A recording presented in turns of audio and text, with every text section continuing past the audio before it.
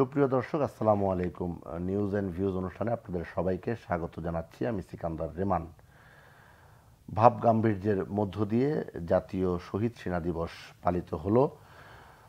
BDR সেই পিলখানায় যারা শহীদ হয়েছেন সেই সেনা সদস্যদের আত্মার মাগফিরাত কামনা করে আজকের অনুষ্ঠান শুরু করতে চাই। মূলত গত ২৪ ঘন্টায় ঘটে যাওয়া আলোচিত সংবাদগুলো নিয়ে আজ আমরা বিশ্লেষণ করতে চাই। দুজন অতিথি এরই মধ্যে আমাদের সঙ্গে স্টুডিওতে এসে যুক্ত হয়েছেন। আমি পরিচয় করিয়ে দিচ্ছি। আমার বাদিকে রয়েছেন নিরাপত্তা ও রাজনৈতিক বিশ্লেষক কর্নেল এম এ হক, অবসরপ্রাপ্ত। এরপর রয়েছেন প্রধান উপদেষ্টার উপপ্রেস সচিব মোহাম্মদ আবুল কালাম আজাদ মজুমদার। আপনাদের দুজনকেই স্বাগত জানাচ্ছি আজকের আলোচনায়। আলোচনা শুরু করতে চাই কর্নেল এম এ হক, আপনাকে দিয়ে। আপনারা জাতীয় শহীদ সেনা দিবস উপলক্ষে একটি অনুষ্ঠান করেছেন রাজধানীতে, এবং দিনভর সোশ্যাল মিডিয়া সহ কোনো মাধ্যমে কিন্তু মূল আলোচিত ছিল সেনাপ্রধানের বক্তব্য। অনেকগুলো বিষয় সামনে এসেছে, এখানে ভুল বোঝাবুঝির সুযোগ নেই। তিনি যে কথাগুলি বলেছেন আপনি তার পাশেই ছিলেন, আমরা ভিডিওতে দেখেছি। দেশের সার্বিক পরিস্থিতি উল্লেখ করে উদ্বেগের সতর্কবার্তা তিনি দিয়েছেন। নিজেদের মধ্যে কাদা ছোড়াছুড়ি না করার জন্য বলেছেন, এবং কাদা ছোড়াছুড়ি করলে দেশ ও জাতির সার্বভৌমত্ব বিপন্ন হবে। আইন শৃঙ্খলা অবনতির পেছনে নিজেদের হানাহানিকে দায়ী করেছেন। এই বিষয়গুলি গণমাধ্যমে নানাভাবে এসেছে। আসলে মূল বিষয়টা কি? বিসমিল্লাহির রহমানির রহিম। সর্বপ্রথম আমি মহান রব্বুল আলামিনের কাছে শুকরিয়া জানাচ্ছি যে মধ্যরাতে বাংলা ভিশনের মতো একটি অতি জনপ্রিয় চ্যানেলে আপনি একটা গুরুত্বপূর্ণ বিষয়, যেটা নিয়ে আজকে শুধু বাংলাদেশ নয় সারা বিশ্বের বাংলাদেশি জাতীয়তাবাদীদের মধ্যে আলোচনা, সমালোচনা, পর্যালোচনা চলছে। এইটা আপনার প্রশ্নের উত্তর দেওয়ার আগে আমি একটা কৃতজ্ঞতা জানাতে চাই। আপনারা জানেন আমি রাওয়ার চেয়ারম্যান, যেখানে ৩ বাহিনীর একমাত্র সংগঠন বাংলাদেশে, যেই সংগঠনটি সার্ভিং এবং রিটায়ার্ডদের মধ্যে সেতু বন্ধন হিসেবে কাজ করে থাকে। শুধু এখানেই নয়, এই সংগঠনটি রাওয়া একটি গুরুত্বপূর্ণ সংগঠন এই কারণে যে বাংলাদেশের বিশিষ্ট সভরেন্টি, স্ট্র্যাটেজি, ন্যাশনাল, ইন্টারন্যাশনাল এই সমস্ত বিষয়গুলো নিয়ে আমরা আলোচনা করে থাকি এবং গুরুত্বপূর্ণ সাজেশন দিয়ে থাকি আমরা রাষ্ট্রকে, আমাদের সামরিক বাহিনীকে। সেই দিক থেকে এই সংগঠনটি অত্যন্ত গুরুত্বপূর্ণ একটি সংগঠন। আরেকটি যে জিনিস আমি শ্রোতাদেরকে জানাতে চাই, দর্শকদেরকে জানাতে চাই, যে বাংলাদেশের ফ্যাসিস্ট হাসিনার পতনের পর 36 জুলাইয়ের যে আন্দোলনের পতনের পর সর্বপ্রথম রাওয়াতে একটি নির্বাচন হয়, যে নির্বাচনটি ছিল একেবারে নিখুঁত নির্বাচন, যেখানে কারো কোনো অভিযোগ ছিল না। নির্বিবাদে, নিঃসংকোচে সকল ভোটাররা ভোট প্রয়োগ করে একটি নির্বাচন আমরা সম্পন্ন করেছি এবং নির্বাচিত কমিটি করেছি। এবং এটার জন্য অবশ্যই আমি কৃতজ্ঞতা প্রকাশ করছি। এইটা বাংলাদেশে বাস্তবায়ন করার পেছনে আমাদের ছাত্র জনতা যে ত্যাগ স্বীকার করেছেন, অসংখ্য প্রাণ দিয়েছেন এবং হতাহত হয়েছেন। আমিও তাদের একজন stakeholder from retired military community. I led the movement, you know that. তো এই জন্য আমি একজন, এবং এই সিচুয়েশন তৈরি করার জন্য আমার সাথে যারা ছিলেন সহকর্মী এবং সবাইকে আন্তরিক ধন্যবাদ এবং কৃতজ্ঞতা জানাচ্ছি। শহীদদের জন্য জানাচ্ছি তাদের আত্মার রুহ মুক্তি কামনা করে। দেখুন রেমান সাহেব, আজকে যে দিবসটা আজকে সর্বপ্রথম 16 বছর পরে পালিত হলো, যেই দিবসটাকে আমরা যুদ্ধ করছিলাম যে জাতীয় শহীদ সেনা দিবস হিসাবে ঘোষণা করার জন্য, ফ্যাসিস্ট সরকার সে দিবস ঘোষণা করা তো দূরের কথা, একটা পোস্টার পর্যন্ত লাগাতে দেয়নি। পৃথিবীর ইতিহাসে জঘন্যতম একটি হত্যাকাণ্ড, এই ধরনের হত্যাকাণ্ড দ্বিতীয় একটি দেখাতে পারবেন না পৃথিবীর ইতিহাসে।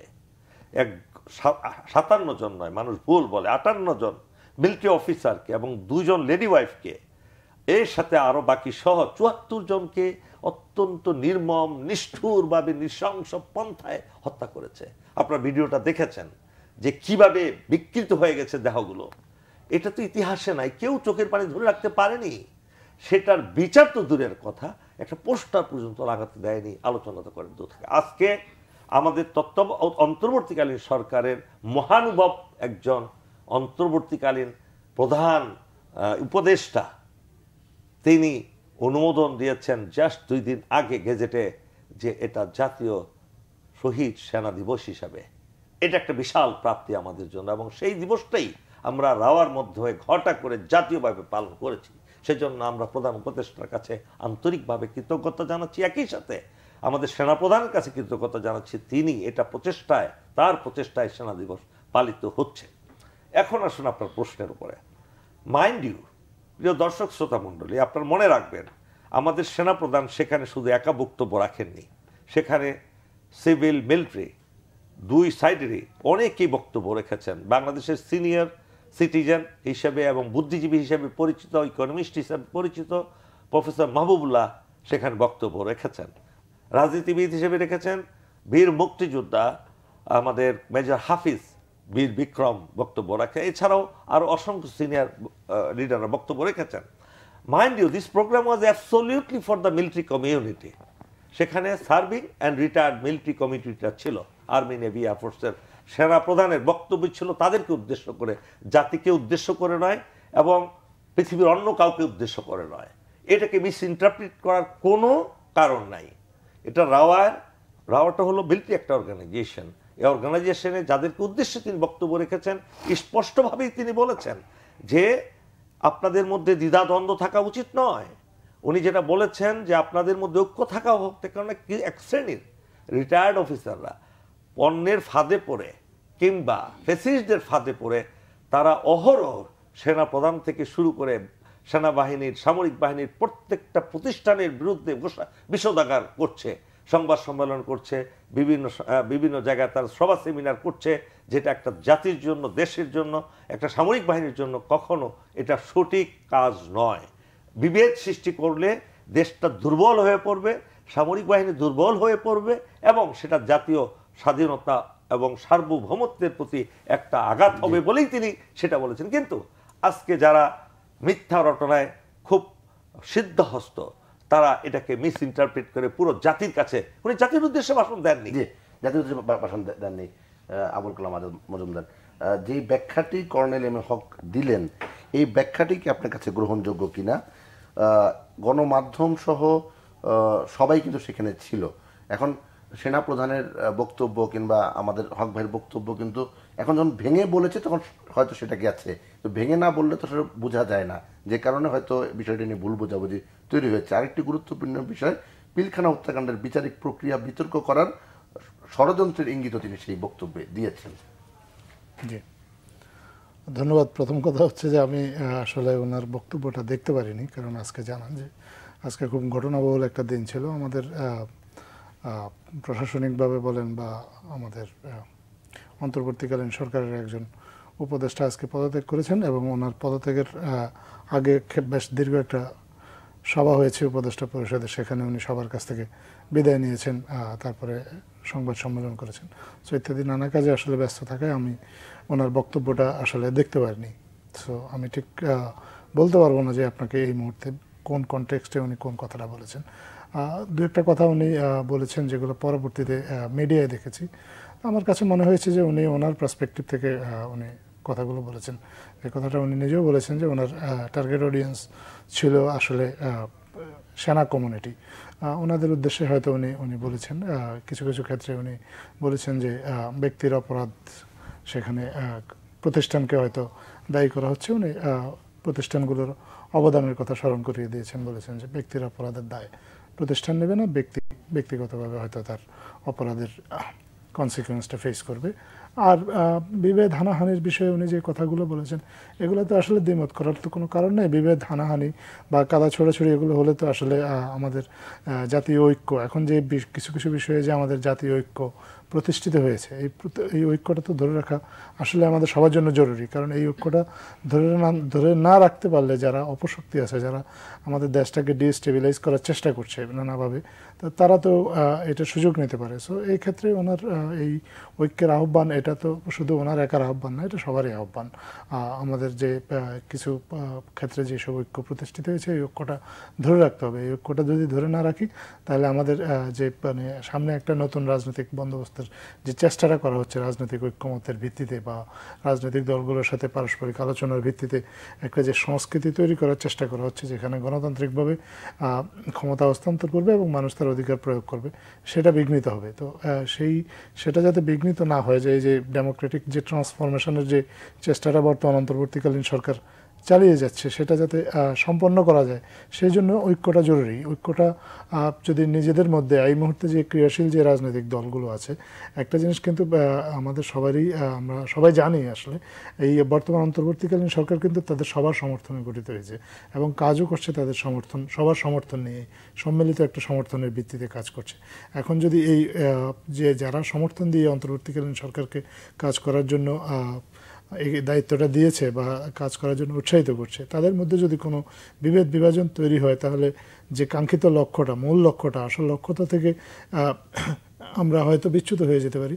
তো এইটা একজন সেনাপ্রধান উনি যেভাবে স্মরণ করিয়ে দিয়েছেন, উনি যাদের উদ্দেশ্যে বক্তব্য দিয়েছেন তাদেরকে, তেমনিভাবে এটা তো আসলে সবারই আসলে একই কথা যে আমাদের এই ঐক্যটা ধরে রাখতে হবে। মৌলিক যে বিষয়গুলো আছে আমাদের স্বাধীনতা, সার্বভৌমত্ব এবং জাতীয় রাজনীতির যে বিষয়গুলোতে সবার মধ্যে একটা ঐক্যমত্য ইতিমধ্যে প্রতিষ্ঠিত হয়েছে এবং যে ঐক্যমত্যের ভিত্তিতে আসলে আমাদের জুলাইয়ের গণ অভ্যুত্থানটা হয়েছে, ঐক্যমত্যটা কিন্তু জুলাইয়ের অভ্যুত্থানের আগেই হয়েছে। কারণ ওই অদ্ভুত ঐক্যমতের স্পিরিটটা দিয়েই তো আসলে দেশের সিংহভাগ মানুষ রাস্তায় নেমে এসেছিল। ছাত্র, তরুণ, জনতা, বিভিন্ন পেশাজীবী তারা রাস্তায় নেমেছে, অনেকে প্রাণ দিয়েছে। তো এই ঐক্যটা হচ্ছে আমাদের এই মুহূর্তে জাতীয় রাজনীতির ভিত্তি, এবং এইটা যদি নষ্ট হয় তাহলে আমাদের জাতীয় জীবনে আমাদের জন্য তো কিছু সংকট তৈরি হতেই পারে। এই দিক থেকে এই আশঙ্কাটা সবারই আছে, সবাই এই জন্য এই আশঙ্কাটা আমাদের মাননীয় প্রধান উপদেষ্টা উনিও কিন্তু বারবার রাজনৈতিক দলগুলোকে ঐক্যের আহ্বান জানিয়েছেন এবং উনি কিছুটা ঐক্য প্রতিষ্ঠার জন্য একটা ন্যাশনাল কনসেনসাস বিল্ডিং কমিশন করছেন। সেই কমিশনের মাধ্যমে ঐক্য প্রতিষ্ঠা এবং ঐক্যটাকে আসলে দৃঢ় করা, যেটুকু ঐক্য আছে আরও যেটুকু জায়গায় মতবিভেদ আছে সেগুলো এই মতবিভেদটা দূর করে ঐক্যটাকে আরও দৃঢ় করার চেষ্টা করছেন। সেই দিক থেকে এই ঐক্যের ডাকটা আমরা তো যে কারোর কাছ থেকেই যে এই ঐক্যের ডাকটা যদি আসে সেটাকে অন্তর্বর্তীকালীন সরকার স্বাগতম জানায়। জি, এই ঐক্যের বিষয়ে কর্নেল এম এ হক আপনার কাছে জানতে চাই, আন্দোলনের শুরু থেকে শেষ পর্যন্ত এবং সেই গত ফ্যাসিস্ট সরকারের চলে যাওয়া পর্যন্ত যেই ঐক্যের কথা দেখেছি, ঐক্য আমরা নিজেরা মাঠ পর্যায়ে দেখেছি, যতই দিন যাচ্ছে ফাটলের কথা শোনা যাচ্ছে। যাদের মধ্যে ঐক্য তারাই বলছে যে ফাটল দেখা দিচ্ছে। এর কারণটা কি? এর কারণ বেশ কয়েকটা। প্রথমত কারণ হলো যে 16 বছরে হাসিনার ফেসিস্ট শাসনামলে পুরো দেশের, সে তো নিজেই একটা সাইকোপ্যাথ ছিল, পুরো জাতিকে সাইকোপ্যাথ করে দিয়ে গেছে। একটা ঘরে যদি কোনো মা কিংবা বাবা পাগল হন, সেই ঘরের সন্তান সন্ততিগুলো থেকে সে এফেক্ট করে, নাতি নাতনি যা আছে করে কিনা বলেন। ঠিক একই জিনিস সে জোরপূর্বক একটি প্রতিবেশী দেশের সরাসরি সহযোগিতায় হত্যা, নির্মম নির্যাতন, গুম, খুন, চুরি, ডাকাতি, রাহাজানি, লুট তরাজ করে একটি দেশকে আতঙ্কের মধ্যে রেখে সে শাসন করেছে। সকাল থেকে শুরু হতো মিথ্যা দিয়ে, ঘুমানোর আগ পর্যন্ত মিথ্যা কথা, প্রতারণা দিয়ে সে এবং তার দল এই দেশ শাসন করেছে, অপশাসন করেছে। সেই কারণে পুরো জাতির সাইকোলজিক্যালি তারা সাইকোপ্যাথ হয়ে গেছে, এফেক্ট হয়েছে, পুরোপুরি না হলেও কিছুটা এফেক্ট করেছে। এক।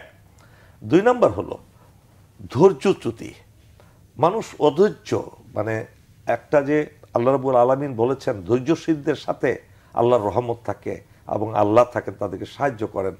বাংলাদেশের মানুষ এত ধৈর্যশীল হয়ে পড়েছে, আমরা বিশেষ করে রাজনৈতিক নেতারা যেমন ক্ষুধার্ত, বুভুক্ষু, ক্ষুধার্ত এবং তৃষ্ণার্ত অবস্থায় তারা হাহাকার করছে ক্ষমতার জন্য, যে ক্ষমতা এখনই চাই।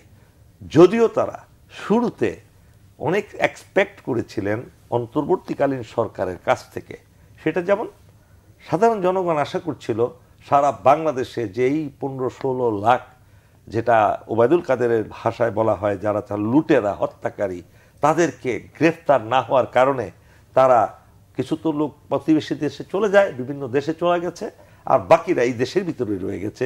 এই দেশের থেকে তাদের চোখের সামনে, জনগণের চোখের সামনে তারা ঘুরে বেড়াচ্ছে হত্যাকারীরা। এই জিনিসটা একটা অত্যন্ত দুর্বল একটা কাজ হয়ে গেছে স্বরাষ্ট্র মন্ত্রণালয়ের, যে এই ধরনের লোকগুলোকে প্রথম দিনের থেকে শুরু করে মাসখানেকের মধ্যে সকলকে গ্রেপ্তার করা উচিত ছিল। এই গ্রেপ্তার না করার কারণে তারাও একটা বিশাল একটা সুযোগ পেয়ে গেছে। একই সাথে জনগণ যারা সরকারের পক্ষে ছিলেন তারা একটু বিলম্ব হওয়ার কারণে, তাদের বিচারাচার না হওয়ার কারণে তারা অধৈর্যশীল হয়ে গেছে। আরেকটা কারণ হলো, দেখুন এই দেশের যে মানুষগুলো রাজনীতি করেন সেই রাজনৈতিক সচেতনতা কিংবা দেশের প্রতি তাদের সেই দরদটা নাই যেটা থাকা উচিত ছিল। আর ডক্টর ইউনূসের মতো যে বিশাল মাপের একজন মানুষ, যিনি আন্তর্জাতিক খ্যাতিসম্পন্ন মানুষ, যার লেভেলটা অনেক উপরে, উনি যেই সহজ সরলতা নিয়ে দেশটাকে শাসন করছিলেন বা করতে চাচ্ছেন কিংবা করছেন, বাংলাদেশের মানুষ তো সেরকম নয়। শাসন করা তারই সাথে সোহাগ করে, যে উনি সোহাগ করেছেন, শাসন করেন নাই, এখনো করছেন না। ওনার দিল অনেক বড়, উনি কারো গায়ে হাত দিতে চান না, কারো মনে আঘাত দিতে চান না, শত্রুকেও তিনি আঘাত দিতে চান না। উনি একটু চুবায় চুবায় মারতে চেয়েছে হাসিনাকে, আপনি দেখেছেন সেই কথা। তো উনি কিন্তু সেই প্রতিহিংসা পরায়ণ নন, সেটা করেননি। কিন্তু মানুষ তো সেটা চায় না। মানুষ চায় যে ডক্টর ইউনূস কঠিনভাবে দেশটাকে শাসন করুন, এই ফ্যাসিস্টদেরকে নির্মূল করুন। তাদের বাঁচার তো অধিকার নেই, বিচারের মাধ্যমেই তাদের কি করা হোক, নির্মূল করা হোক, মানুষের মাধ্যমে, হত্যাকাণ্ডের মাধ্যমে নয়। কিন্তু সেই জিনিসটাও ভীষণ বিলম্ব হয়ে যাচ্ছে। নেক্সট সমস্যা হলো পুলিশ যারা এই কাজটা করবে। আপনি দেখুন 2 লক্ষ পুলিশ কিংবা 2 লক্ষের উপরে পুলিশ আছে বাংলাদেশে। এই 2 লক্ষের মধ্যে কতজন ভালো পুলিশ আছে যারা নিজেদেরকে নির্বোধ এবং নিষ্পাপ বলে ঘোষণা করতে পারেন? খুব কম সংখ্যক। এই কম সংখ্যক এবং দুর্বল তারা, আর বাকি সব তো করাপ্টেড। আপনি অ্যারেস্ট করবেন কাকে দিয়ে? এই লোক পাবেন কোথায়? সেটাই তো নাই, মানুষ এটা বুঝতে চায় না। নতুন করে যদি একটা আবার পুলিশ বাহিনী গঠন করতে চাই, এটা যজ্ঞ একটা। হ্যাঁ, আমি বারবার পরামর্শ দিয়ে আসছিলাম শুরু থেকেই, যে এই পুলিশ যেহেতু অকেজো, what you do, take the help of the military. এবং বাংলাদেশে কিন্তু বেশ কয়েকটা বড় বড় সিকিউরিটি কোম্পানি আছে, এলিট যে গ্রুপ আছে, একটা ব্রিগেডিয়ার শরীফ আজিজের, এরকম আরও কয়েকটা গ্রুপ, তাদের হেল্প নিয়ে একইভাবে সেনাবাহিনীর সমর্থন নিয়ে উইদিন 3 to 4 মান্থসে কিন্তু 1 লক্ষ পুলিশও রিক্রুট করা যেত, যারা বেকার পড়ে আছে লোকজন, যুবক শ্রেণী। আমি যদি সেই পদে থাকতাম কিংবা বুঝতাম, আমি তাহলে আমাকে দায়িত্ব দেওয়া হতো, পদ দরকার নাই, তাহলে আমি কিন্তু 3 মাসের মধ্যে পুলিশের সমস্যার সমাধান করার সেই সক্ষমতা আমি রাখি ইনশাল্লাহ। এবং এরকম রাখার এই চিন্তা ভাবনা করারও আর অনেক লোক আছে, তাদেরকেও করা যেত। কিন্তু সেই কাজটা এখন শুরু হয়েছে, যেটা খুবই দেরিতে হয়ে গেল। আর ডেভিল হান্ট যে অপারেশনটা শুরু হয়েছে কিছুদিন আগে, আপনি তো যেটা বলছিলাম, এই যে কতগুলো স্লো গোয়িং কাজগুলো করেছেন, এই স্লো গোয়িং কাজের কারণে মানুষ অধৈর্য হয়ে পড়েছে। আর পলিটিশিয়ানরা মনে করছে যে এই সরকার তো ঢিলা ঢালা সরকার, এদেরকে দিয়ে কোনো কাজ হবে না, we have a free and fair election, আমরা ফ্রি অ্যান্ড ফেয়ার ইলেকশন দিয়ে একটা নির্বাচিত সরকার করি। কিন্তু ছাত্ররা বলতেছে না, তা হবে না। ছাত্ররা বলতেছে আপনারা নিজেদের দলের মধ্যে এই ফ্যাসিস্টদের মতোই তো প্রার্থী দিবেন, আপনারা যারা লুট করেছে, তরাজ করেছে, অবৈধ টাকার মালিক হয়েছে, আপনারা কি নতুন ফেরেস্তা দিবেন নাকি? ঘোষণা করেন যে আপনারা ফেরেস্তার মতো লোক আপনারা নির্বাচনে দাঁড় করাবেন। হ্যাঁ, না আছে, কিন্তু ভালো লোক তো ভাই, আপনি তো যাদের টাকার জোর আছে, অবৈধ টাকার জোর, তারা সব জায়গায় খুশি রাখতে পারে, নির্বাচনে নমিনেশন পাওয়ার ক্ষেত্রে খুশি রাখতে পারে। আপনার মতো সাধারণ মানুষ, ভালো মানুষ, যোগ্য মানুষ তো ভাই তাদের সাথে কম্পিটিশন করে নীতির কারণে পারবেন না। এই জন্য সংস্কার প্রয়োজন পলিটিক্যাল পার্টিরও, এটা বুঝতে হবে সবাইকে সাইকোলজিতে। আসবো আপনার কাছে আবারও। আবুল কালাম আজাদ, আপনি যেটা বললেন যে সারাদিন আপনি ব্যস্ততা যেটা নিয়ে ছিলেন, উপদেষ্টা নাহিদ ইসলামের পদত্যাগ, তিনি একটা নির্দিষ্ট কারণেই পদত্যাগ করেছেন, বৃহত্তর স্বার্থে সেটি রাজনৈতিক দলের তিনি নেতৃত্ব দেবেন এবং তার এটি সাধুবাদ জানিয়েছেন সোশ্যাল মিডিয়ায় আমরা দেখলাম। সরকারের পরিচালনায় ছাত্রদের যে প্রতিনিধি সেখানে ছিল, সেই একজন প্রতিনিধি কমে গেল, সরকার পরিচালনার ক্ষেত্রে এটা কোনো প্রতিবন্ধকতা, কোনো ঝামেলা বা কোনো নেগেটিভ কোনো ইয়া পড়বে কিনা? প্রভাব পড়বে কিনা? না, সরকার তো আসলে যে পরিস্থিতিতে সরকার দায়িত্ব নিয়েছিল, অন্তর্বর্তীকালীন সরকার, তারপর তো 6 মাসের বেশি সময় পার হয়েছে। এখন দেশেও একটা আস্তে আস্তে স্থিতিশীলতা ফেরত আসছে। তো এরকম একটা পরিস্থিতিতে নিশ্চয়ই উপদেষ্টা পরিষদ তারাও সরকার পরিচালনার বিষয়ে তাদের যে যদি কারো অভিজ্ঞতার কোনো ঘাটতি থাকে তারাও এতদিনে নিশ্চয়ই এই বিষয়ে আরও অভিজ্ঞ হয়েছেন এবং তারা জানেন এখন তাদের সিদ্ধান্তগুলো আসলে কিভাবে নেওয়া উচিত বা কিভাবে সিদ্ধান্ত নিলে দেশে সার্বিকভাবে দেশের মঙ্গল হবে এবং দেশের স্থিতিশীলতা আরও মজবুত হবে। তো এই বিষয়টা যেহেতু তারা এখন আগের চেয়ে আরও দক্ষতার সাথে পরিচালনা করতে পারবেন বলে সবাই মনে করেন, আমার মনে হয় না যে এটাতে কোনো সরকারের জন্য সমস্যা হবে না। কর্নেল হক, একটি যথার্থ কথা এবং এই কথাগুলো ভাবে আলোচনা আসে না যে চলে যাওয়া, অনেকে পালিয়ে যাওয়া, পার্শ্ববর্তী সহ বিভিন্ন জায়গায় পালিয়ে গেছে, পালিয়ে যাওয়ার অনেক মাস পরে এসে দেখা যাচ্ছে তাদের ব্যাংক অ্যাকাউন্ট জব্দ করা হচ্ছে কিংবা ওনাদের বিরুদ্ধে কোথায় আছে খোঁজ খুব তড়িঘড়ি করা হচ্ছে।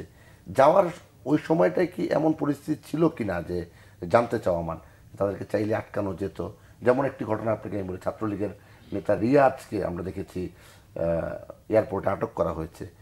কদিন আগেই তিনি লন্ডনে কর্মসূচি পালন করছে বর্তমান সরকারের বিরুদ্ধে। তো উনি এয়ারপোর্টে আটক হলো, আমরা দেখলাম, এবং সেখানে সোশ্যাল মিডিয়া আসলো। সে আবার কিভাবে সে লন্ডনে কোন পথে গেল, সেই লন্ডনে গিয়ে আবার বর্তমান সরকারের বিরুদ্ধে কর্মসূচি পালন করে, এই বিষয়ে কি আপনার জানা আছে কিনা?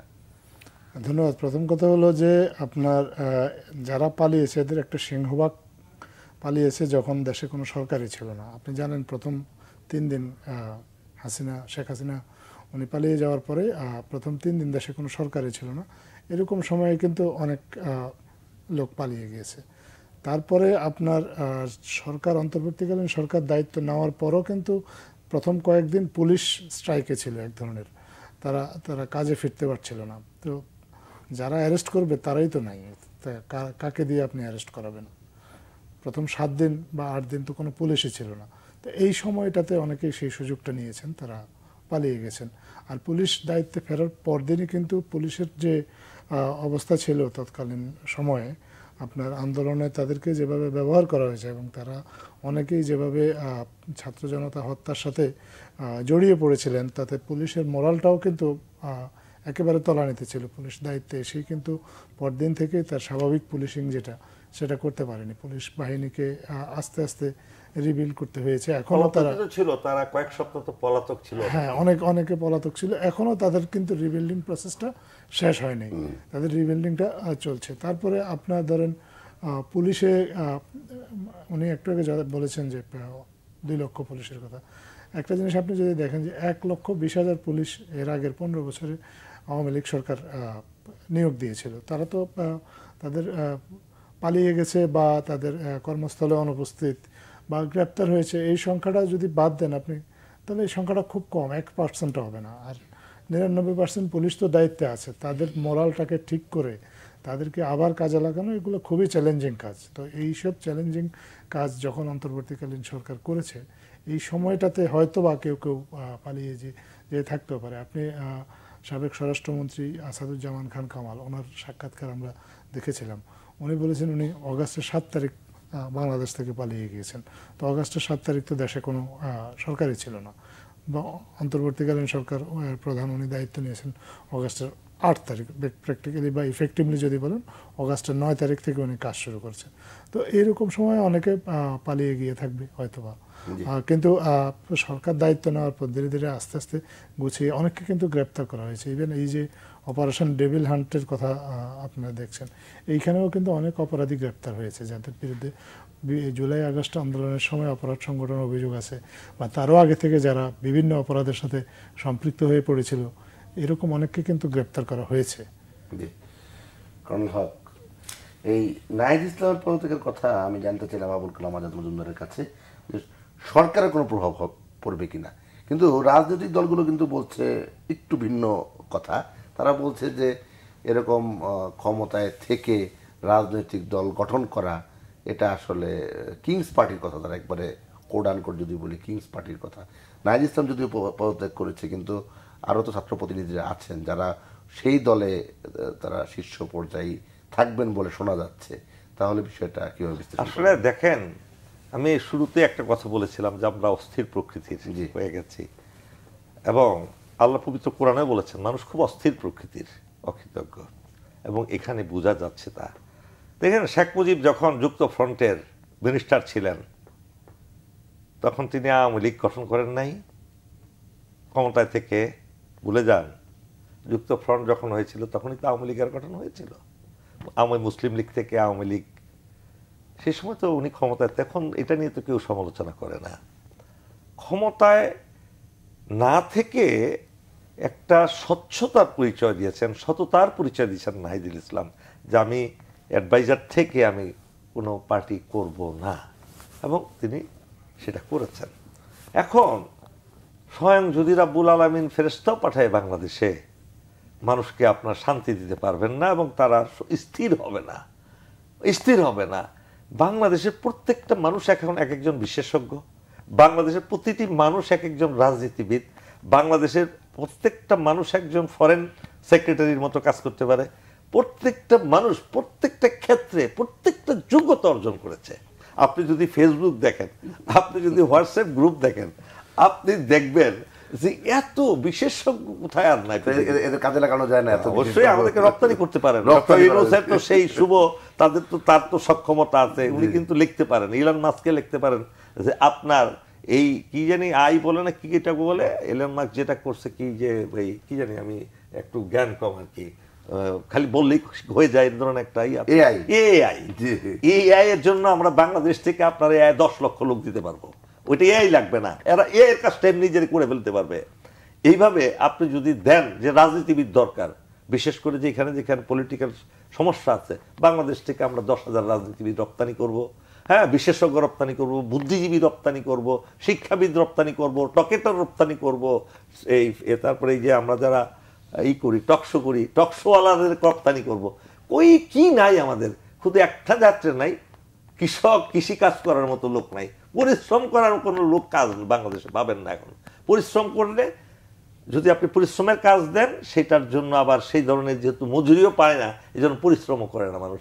আজকে আমাদের আমদানি করতে হচ্ছে মরিচ, পেঁয়াজ ইত্যাদি। কেন আমদানি করতে হবে? বাংলাদেশে তো হিউজ মরিচ হয়। আমি ছাদে একটু চাষ করলাম, দেখলাম বহু মরিচ হয়ে গেছে আমার, এখন আর মরিচ কিনতে হয় না। বাংলাদেশের মানুষ অলস, শুধু সুখের কাজ করতে চায়। এখন নাহিদুল ইসলামের ব্যাপারটা যেটা বলছেন, হ্যাঁ, তাদের কিন্তু তারা কোন জায়গায় গিয়ে হোঁচট খেয়েছে আপনাকে সেটা বুঝতে হবে। হোঁচটটা খেয়েছে তারা এখনো, এই যে শত শত হত্যাকাণ্ড হয়েছে, এই হত্যাকাণ্ডের বিচারের আওতায় এখন লোকদেরকে আনা হয় নাই, বিচার কাণ্ড শুরুই হয়নি এখন পর্যন্ত। তাহলে পলিটিক্যাল গভর্নমেন্ট এসে কি তাদের এই কাজটা করতে পারবে? পারবে না, কারণ পলিটিক্যাল অনেক পার্টি আছে, তারা তো এই আন্দোলনটাকে স্বীকারই করে না, এটাকে বিপ্লব হিসেবে স্বীকার করে না। বিপ্লবের সঙ্গে কি সেটি তো আমরা জানি না। বিপ্লব মানে কি? যে বিপ্লবের মাধ্যমে একটা দেশের প্রধানমন্ত্রী তার তল্পি তল্পা সহ চোরের মতো পালিয়ে দৌড়িয়ে ঘর থেকে বেরোচ্ছে, দৌড়ে গিয়ে গাড়িতে উঠতেছে, ওইখান থেকে মনে হয় পিছনে যেমন হান্টিং, তারপরে দেশের প্রধানমন্ত্রী কি বলে সে প্রধান বিচারপতি পালিয়েছে, এমনকি জাতীয় মসজিদের ইমাম পর্যন্ত পালিয়েছে। তাহলে আপনি বিপ্লব কাকে বলেন ভাই?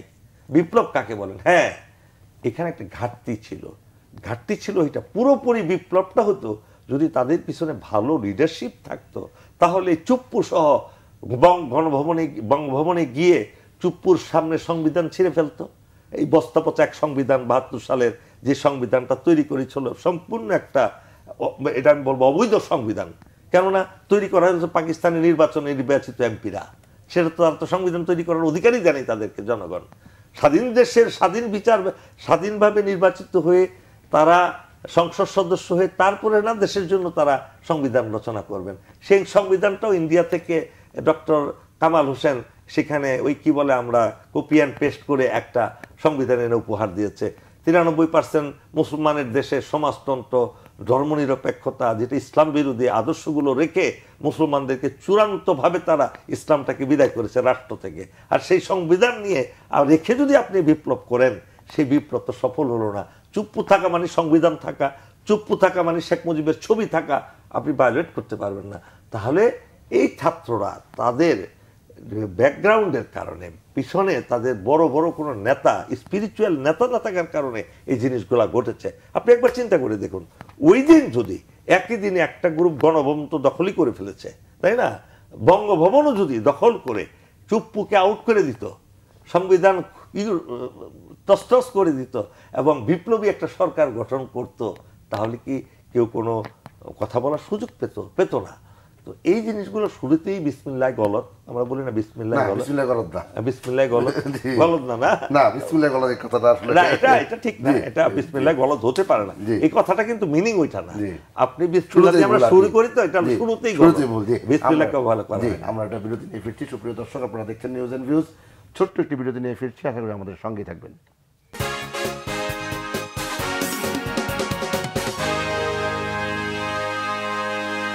সুপ্রিয় দর্শক, বিরতির পর নিউজ অ্যান্ড ভিউজে আরও একবার স্বাগত জানাচ্ছি। আমি সিকান্দার রেমান।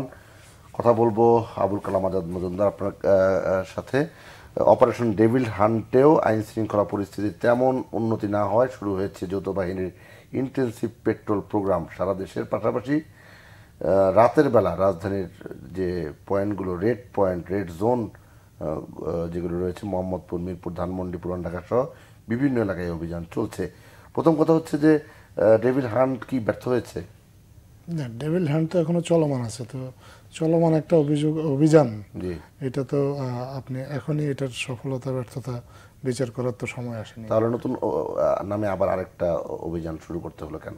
নতুন নামে আরেকটা অভিযান শুরু করতে হয়েছে কারণ এটা তো অস্বীকার করার কোনো উপায় নাই যে কিছু কিছু ক্ষেত্রে জনগণের জন্য অসুবিধা হচ্ছে বা ছিনতাই বা আরও এরকম কিছু ঘটনা হচ্ছে, বিশেষ করে রাজধানী কেন্দ্রিক। এবং এই ঘটনাগুলো যে সবগুলো আসলে যে ছিনতাইকারীরাই করছে এরকমও না। কিছু কিছু ক্ষেত্রে আপনি যদি ঘটনাগুলোকে একটু বিশ্লেষণ করে দেখেন, আপনার কাছে মনে হতে পারে যে একেবারে পরিকল্পিত, একই ভিন্ন ভিন্ন স্পটে একই ধরনের অস্ত্র দিয়ে ছিনতাই করা হচ্ছে এবং এমন সব পজিশনে ছিনতাইগুলো করা হচ্ছে যেখানে খুব ভালোভাবে ক্যামেরা দিয়ে স্পট করা যায় এবং খুব দ্রুত সেগুলো সামাজিক যোগাযোগ মাধ্যমে ছড়িয়ে দেওয়া হচ্ছে। যারা ছিনতাই করছে তাদেরই কি লোক বল এই ভিডিওগুলির সঙ্গে যুক্ত? এটা যে পেশাদার ছিনতাইকারীরাই যে ছিনতাই করছে তা না, এটার সাথে অন্য কেউ জড়িত আছে কিনা, যারা আসলে পরিকল্পিতভাবে দেখাতে চাইছে যে আইন শৃঙ্খলার পরিস্থিতি সরকারের নিয়ন্ত্রণে নেই, এরকম কিছু ঘটনাও ঘটতে পারে। এবং আপনি যদি দেখে থাকেন যে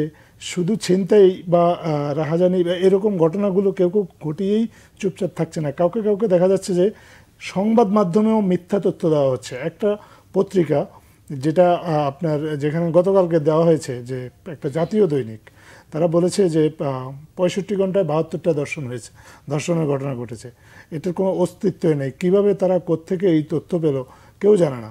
পরবর্তীতে যখন এটা কন্টেস্ট করা হলো, এই ইনফরমেশনটাকে তারা জাস্ট আপনার নিউজটাকে ডিলিট করে দিল, কিন্তু ততক্ষণে সামাজিক যোগাযোগ মাধ্যমে আপনার এটা ভাইরাল হয়ে গেল।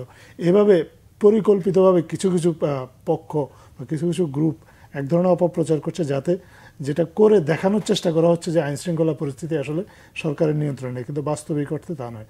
সরকার আন্তরিকভাবে কাজ করছে, তারপরেও পাবলিক পারসেপশন যেহেতু আপনার কেউ কেউ মনে করছে যে না আসলেই তারা নিরাপত্তাহীনতায় ভুগছে, মানুষকে আশ্বস্ত করার জন্য সরকারের পক্ষ থেকে যা যা করা দরকার সরকার সম্ভব সব কিছু করছে। প্রয়োজনে যদি আরও কোনো অভিযানও সরকারকে চালাতে হয় চালাবে, কারণ সরকারের দায়িত্ব হচ্ছে মানুষের নিরাপত্তা দেওয়ার জন্য যা যা করণীয় তার জন্য সবই সরকার করতে প্রস্তুত।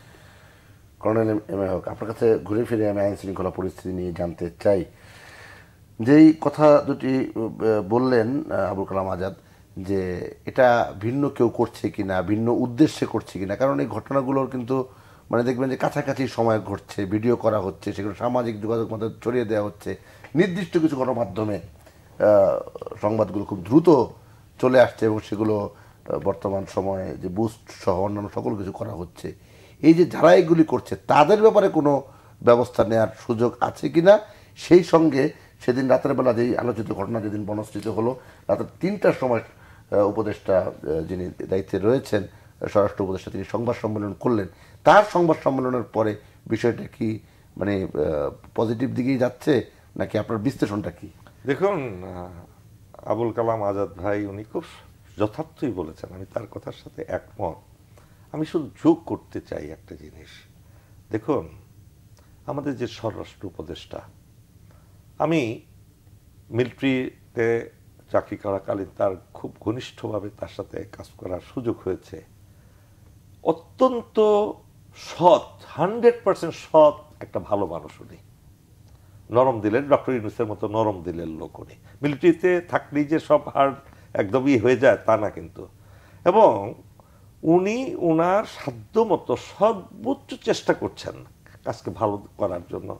উনি কিন্তু দিনে রাতে কয় ঘন্টা ঘুমান সেটা আমার আজকে স্যারের যখন আমাকে ফোন করেছিলেন সকালবেলা, আমার কথা হয়েছে স্যারের সাথে, স্যারকে দেখে মানে আপনি বললাম স্যার আপনার জন্য আমার মায়া লাগে, আপনি কিভাবে সামাল দিচ্ছেন, এত পরিশ্রম করেও দেখেন উনি ডেভিল হান্টের জন্য কন্টিনিউয়াসলি লেগে আছেন। তারপরে মানুষ যে সমস্ত কুৎসিত ভাষায় সমালোচনা করে, এটা কি কোনো ভদ্রতার সীমা লঙ্ঘন করেছে? দেখুন, এই আইন শৃঙ্খলা পরিস্থিতি খারাপ হওয়ার অন্যতম কারণ হলো ফ্যাসিস্ট হাসিনার রেখে দেওয়া প্রেতাত্মারা এখানে এগুলো ঘটাচ্ছে। এই যে রামদা বড় বড়, এগুলো কি নতুন তৈরি করা? পিস্তল নতুন তৈরি করা, কিরিচ নতুন তৈরি করা। তারা সুকৌশলে দেশের আইন শৃঙ্খলা পরিস্থিতিকে একটা চূড়ান্ত অনিষ্টের দিকে নিয়ে গিয়ে সরকারকে বেকায়দায় ফেলার একটা চক্রান্ত চলছে, এবং সেটাই হচ্ছে। ওই দিন আপনি দেখেন একটা স্বর্ণ ব্যবসায়ীর কাছ থেকে যেভাবে নিয়ে গেল, এখন রাস্তাঘাটে তো সব জায়গায় তো পুলিশ থাকে না। আপনার দুষ্কৃতিকারী যারা সুকৌশলে, তারা সুচতুর, এবং তাদের কিন্তু সুশৃঙ্খল চুরি হয়। তাদের শৃঙ্খলা মানে আমি বলবো যে তাদের যে ডিসিপ্লিন, তারা ডিসিপ্লিন ভঙ্গ করে না, তাদের নিজস্ব ডিসিপ্লিনকে ঠিক রেখে দিন রাত সর্বত্র তারা এই চুরি, ডাকাতি, রাহাজানি, হত্যার সাথে সংশ্লিষ্ট হয়ে গেছে। এখন জিনিসটা হলো, পুলিশ যদি আরেকটু তাদেরকে যদি আরো জাগ্রত করা যায়, মোটিভেশন করা যায়, দেশের প্রতি ভালোবাসা সৃষ্টি করে তাদেরকে যদি আরেকটু অ্যাক্টিভ করা যায়, তাহলে এটা কিন্তু রক্ষা করা সহজ। এই জন্য আমি মনে করি কমিউনিটি পুলিশের, যেমন প্রত্যেকটা পাড়ায় মহল্লায় কিন্তু ভালো লোক আছে, তাদেরকে যদি সহযোগিতা নেওয়া যেত। আমি এখানে আমাদের সিএর অফিসে, চিফ অ্যাডভাইজারের অফিসে উনি আবুল কালাম আজাদ সাহেব আছেন, এই পরামর্শটা আমি দিচ্ছি, তার মাধ্যমে পরামর্শটা দিচ্ছি। এই কমিউনিটি পুলিশিং ব্যবহারটা তারাই বের করে দিবে কে কে ছিনতাইকারী, কোন ইয়ার মধ্যে, বস্তির মধ্যে কারা কারা দুষ্ট লোক, এটা কিন্তু ওইখানকার ভালো লোকগুলা জানে। একইভাবে আমি মনে করি যে যেগুলো সিকিউরিটি কোম্পানি আছে, ভালো ভালো কোম্পানি, এলিট ফোর্স, আরও অনেক কিন্তু ভালো ভালো কোম্পানি আছে, এদের সহযোগিতা নিলেও কিন্তু এককভাবে আসলে এই দেশের আইন শৃঙ্খলা পরিস্থিতি রক্ষা করার মতো আমাদের অবস্থা নাই। আপনি দেখেন পরশুদিন না কালকেই তো এয়ারফোর্সের ওই ইয়েতে আপনার কক্সেস বাজারে একেবারে একটা ছোট্ট কোনো ঘটনা না, কিন্তু যে জায়গাটা রাডার বসানো হবে, আমাদের যে এয়ারফোর্সের রাডার বসানো হবে, রাডারটা চায়না থেকে আনা হয়েছে। এই রাডারটা কিন্তু অনেক আগেই বসানোর কথা ছিল, কিন্তু চাইনিজরা তারা উপদেশ দিয়েছে যে আপনারা কক্সেস বাজারের মতো জায়গায় একটা জায়গা বের করুন যেখানে রাডারটা লাগালে আপনাদের এটার উপরে কেউ নজরদারি করতে সহজে পারবে না, এটাকে ধ্বংস করতে পারবে না। সেই কারণে ওই জায়গাটা গত কয়েক বছর ধরে চূড়ান্ত পর্যায়ে এসেছে, কেনার পরে পুরো টাকা পেমেন্ট করার পরে ওই জায়গাটা দখল মানে নিতে গেছে, ওই জায়গা দিবে না তারা, টাকা পয়সা সব পেয়ে, কিন্তু জায়গা দিবে না। অন্যায্যভাবে একজন অফিসার এই যারা এই গন্ডগোলটা করছিল তাদের সাথে ভালো ব্যবহার করছিল, কিন্তু তার উপরে মায়ের চড়া হয়ে গেছে, কিল ঘুষি লাথি উষ্ঠা দিয়ে তাকে মাটিতে ছুঁয়ে ফেলেছে। ওনাকে ভিতরে আনতে গিয়ে যারা গেছে তাদের উপরে আবার ঢিল ছুঁড়া শুরু করেছে। এই যে পরিস্থিতিগুলো, এখন বলেন এখানে যদি ভালোবাসার পরিস্থিতি নিয়ে অগ্রসর হয়, এটা কিন্তু হবে না। সাথে সাথে এখান থেকে 20-25 জন গ্রেপ্তার করে এদেরকে একদম দ্রুত বিচারের মাধ্যমে যদি দৃষ্টান্ত স্থাপন করা হতো, তাহলে কিন্তু বাকি জায়গায় এগুলো ঠিক হয়ে যেত। এই জন্য আমি মনে করি যে সাজেশন সরকারের প্রতি, যে কমিউনিটি পুলিশিং, তারপরে স্টুডেন্ট যাদেরকে, এই যে দেখেন আরেকটা জিনিস, বিপ্লবের পর স্টুডেন্টরা 8 দিন কিন্তু পুরো ঢাকা শহরের ট্রাফিক কন্ট্রোল করেছে। তাদের কি কোনো ট্রেনিং ছিল? ছেলে মেয়ে মিলে ওই ধরনের ছেলে মেয়েগুলোকে কাজে লাগাক না কেন, অসুবিধা কি? কাজে লাগাইলে পার্ট টাইম তাদেরকে একটা বেতন দেখ, ইউনিভার্সিটির ছেলেদেরকে 6 ঘন্টা কিংবা 4 ঘন্টা করে কাজে লাগিয়ে তাদেরকে 4 ঘন্টার বেতন দেখ। এইভাবে কিন্তু আপনার কমে যাবে, এই যে বেকার কমে যাবে। এইভাবে করতে হবে, তাহলে দেশটাকে শান্তি শৃঙ্খলার মধ্যে আনা যাবে। আবুল কালাম আজাদ, এতক্ষণ তো আমরা সরকার নিয়ে এবং আইন শৃঙ্খলা বাহিনী নিয়ে কথা বলছিলাম, যারা ভুক্তভোগী সাধারণ মানুষ তাদের কি কোনো মানে দায়িত্ব আছে কিনা এই যে এই আইন শৃঙ্খলা পরিস্থিতি ভালো করার ক্ষেত্রে তারা কোনো ভূমিকা রাখতে পারে কিনা? আসলে দেশের সব মানুষেরই তো নাগরিক কিছু দায়িত্ব আছে, জি, তো সেটা কিন্তু সাধারণ মানুষের দায়িত্বের কথা বলে তো আসলে সরকার তার দায়িত্ব এড়াতে পারবে না। মূলত এই দায়িত্বটা সরকারেরই, এবং সরকারকে কাজ করতে হবে সাধারণ মানুষকে, উনি যেটা বলেছেন সাধারণ মানুষকে উদ্বুদ্ধ করতে হবে যে তারা যেন সরকারকে সহযোগিতা করে, তথ্য দিয়ে সহযোগিতা করতে পারে, আরও নানাভাবে নানা প্রক্রিয়ায় সহযোগিতা করার সুযোগ আছে।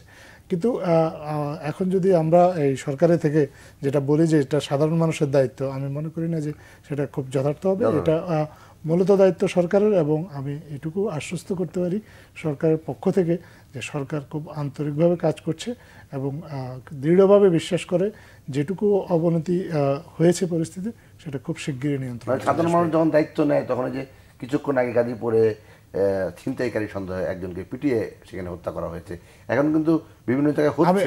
আমরা সে ধরনের দায়িত্বের কথা বলিনি, আমরা বলেছি সাধারণ মানুষ চাইলে তথ্য দিয়ে আইন শৃঙ্খলা বাহিনীকে সহযোগিতা করতে পারে। নিজের হাতে আইন কখনোই অবশ্যই না, সেটা কোনোভাবেই কাম্য নয় এবং কোনোভাবেই গ্রহণযোগ্য হবে না। জি, অনুষ্ঠান শেষ করব কর্নেল এম এ হক আপনাকে দিয়ে একটু রাজনীতির বিষয়ে আপনার কাছে জানতে চাই। সেটি হচ্ছে বিএনপি, বড় রাজনৈতিক দল, তারা বলছে যে ভোটের অধিকার নিশ্চিত করলেই হবে না, ভোট যেন দিতে পারে সে ব্যবস্থা করতে হবে। বিএনপি চায় অন্তর্বর্তীকালীন সরকার সফল হোক, মত পার্থক্য যেন বিভেদে রূপান্তরিত না হয় সেদিকে লক্ষ্য রাখতে হবে। যেটি সেনাপ্রধানও বলেছে কাদা চোরাচুরি না করতে।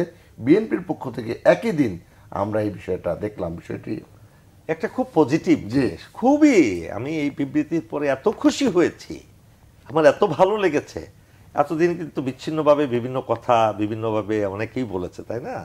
কিন্তু এইখানে দেখুন এসে অবশেষে আমি বলবো এটা তাদের একটা খুব সুন্দর, দেশের প্রতি তাদের যে দায়িত্ববোধ, জনগণের প্রতি দায়িত্ববোধ থেকে এই কথাটা বলেছেন যে এই কথাগুলো আরো আগে থেকে জোর দিয়ে বললে কিন্তু আরো দেশের উপকার হতো। আমি মনে করি এই যে ঐক্য, এই একই কথার মধ্যে যদি বাকি দলগুলো ঐক্যবদ্ধ হয়ে আমাদের অন্তর্বর্তীকালীন সরকারকে সহযোগিতা করেন তাহলে কিন্তু দেশটা একটা শান্তির দেশে পরিণত হবে। এবং নির্বাচনের পরিবেশের কথা বলেছেন, এটা কিন্তু খুব ভালো কথা বলেছেন। তার মানে তারাও এমন কোনো খারাপ লোককে দিয়ে নির্বাচন করাতে চাচ্ছেন না যারা এই নেগেটিভভাবে কিংবা অন্যায়ভাবে কিংবা অবৈধভাবে নির্বাচিত হয়ে আসতে পারে। নির্বাচনের পদ্ধতির কথা কিন্তু এখানে তারা বলেছেন, নির্বাচনটা যদি সুষ্ঠু সুন্দর এবং নির্ভেজাল নির্বাচন হয় এটা তারা চাচ্ছেন। এবং এটা অন্তর্বর্তীকালীন সরকারের জন্য একটা পজিটিভ বার্তা তারা পেলেন। এবং একইভাবে আমাদের সেনাবাহিনী প্রধানই একই কথা বলেছেন। তার মানে সবাই কিন্তু নির্বাচনের দিকে এগিয়ে যাচ্ছে এখন। কিন্তু সেই নির্বাচনটা হতে হবে আমাদের নির্বাচন কমিশনারের ভাষায়। তিনি বলেছেন বাংলাদেশের ইতিহাসে একটি সবচেয়ে ভালো নির্বাচন তারা উপহার দিবেন। এটা কিন্তু অনেক একটা ভালো কথা। এবং আমি জানি ব্যক্তিগতভাবে প্রধান নির্বাচন কমিশনার এবং বাকি চারজন যারা কমিশনার আছেন প্রত্যেকেই অত্যন্ত যোগ্যতা সম্পন্ন লোক। একই সাথে আপনি দেখবেন আমাদের যে দুদকে কিন্তু যারা এখানে আছেন কমিশনার এবং সবাই খুবই অনেস্ট এবং কোয়ালিফাইড দেশপ্রেমিক। তারা একটা যোগ্যতা আছে, কোয়ালিটি আছে, আবার দেশপ্রেম আছে, ঈমান আছে। এখন কিন্তু তারা থলের বিড়াল করে একটা একটা করে বের করে আনতেছেন।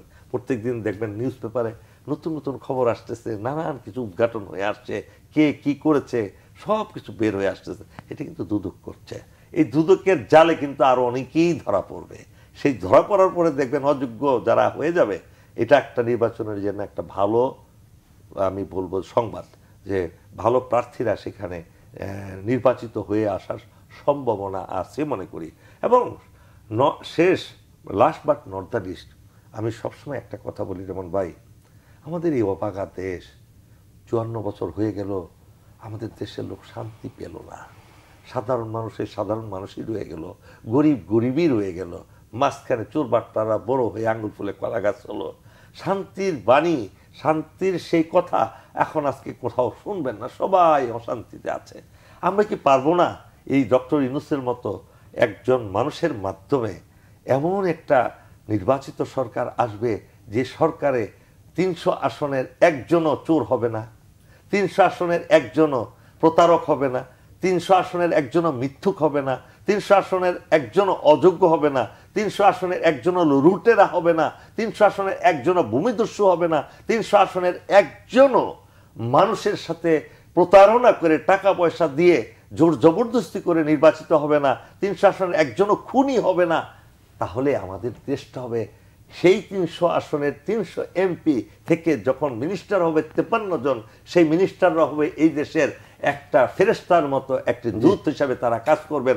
এবং সেই দিনের আশায়, সেই দিনের অপেক্ষায় আমি রয়েছি যে আল্লাহ রাব্বুল আলামিন এই যে একটা সময়টা দিয়েছেন, এই সময়টাকে ডক্টর ইউনূস কাজে লাগাবেন এবং রাজনৈতিক দলগুলো যদি সত্যিকার অর্থে এই দেশকে ভালোবাসে এবং এই ছাত্র ছাত্রীদের অবুঝ বালক বালিকাদের রক্তের মূল্য দিতে চান, তাহলে তাদেরকেও সেই ধৈর্য ধারণ করে এই নির্বাচনটাকে সেইভাবে করতে হবে যোগ্য লোকদেরকে দিয়ে। আল্লাহ আশা করি আল্লাহ রাব্বুল আলামিন আমাদেরকে সেই রহমত বরকত আমাদের উপর নাজিল করবেন ইনশাআল্লাহ। আপনি প্রধান উপদেষ্টার কাছে অনেকগুলো বার্তা দিলেন, তার প্রতিনিধি আমাদের মাঝে আছেন, তার বক্তব্যটা জানবো, জেনে আজকের অনুষ্ঠান শেষ করব। আসলে উনি তো যে বার্তাটা দিয়েছেন, উনি এই বার্তাটা দিয়েছেন রাজনৈতিক দলগুলোর কাছে। উনি বলেছেন 300 আসনে একেবারে ক্লিন কিছু রাজনীতিবিদ নির্বাচিত হয়ে আসবেন। তো প্রথমত একটা রাজনৈতিক দলগুলোর মনোনয়নের বিষয় উনি যে কথাগুলো বলেছেন, এগুলো সবগুলো ক্রিমিনাল এলিগেশন। একজনও প্রতারক থাকবেন না, একজনও চোর থাকবেন না, একজনও ভূমিদস্যু থাকবেন না। তো এই যাদের বিরুদ্ধে ক্রিমিনাল এলিগেশন আছে, ক্রিমিনাল চার্জ আছে, তাদেরকে যদি রাজনৈতিক দলগুলো মনোনয়ন না দেয়, তাহলে রাজনৈতিক দলগুলো যদি ভালো মানুষকে মনোনয়ন দেয়, তাহলে জনগণের জন্য সুবিধা হয় এই ভালো মানুষগুলোর মধ্যে অপেক্ষাকৃত যিনি বেশি ভালো ওনাকে বেছে নেওয়ার। তো এই দায়িত্বগুলো রাজনৈতিক দলগুলোকে পালন করতে হবে। তাদের প্রধান উপদেষ্টার কাজ হচ্ছে একটা সুষ্ঠু নির্বাচন যাতে ফ্যাসিলিটেট করা এবং সেখানে মানুষ যাতে তার পছন্দসই প্রার্থীটাকে বেছে নিতে পারে। প্রধান উপদেষ্টা কিন্তু কোনো প্রার্থী নিজে মনোনয়ন দেবেন না। অতএব প্রার্থী মনোনয়নের কাজটা রাজনৈতিক দলগুলোকে করতে হবে এবং তাদেরকেই সৎ এবং যোগ্য প্রার্থী বেছে নিয়ে জনগণের সামনে দাঁড়াতে হবে, যাতে জনগণ অপেক্ষাকৃত বা শ্রেয়তর ভালো যিনি ওনাকে বেছে নিতে পারেন। জি, অসংখ্য ধন্যবাদ আবুল কালাম আজাদ মজুমদার এবং কর্নেল ইমরান হক। আপনাকেও সুপ্রিয় দর্শক, আপনারা যারা আমাদের সঙ্গে এতক্ষণ ছিলেন, নিউজ অ্যান্ড ভিউজ দেখছিলেন, আপনাদেরকেও ধন্যবাদ ও কৃতজ্ঞতা জানিয়ে আজকের অনুষ্ঠান এখানে শেষ করছি। সবাই ভালো থাকবেন, সুস্থ থাকবেন। আল্লাহ হাফেজ।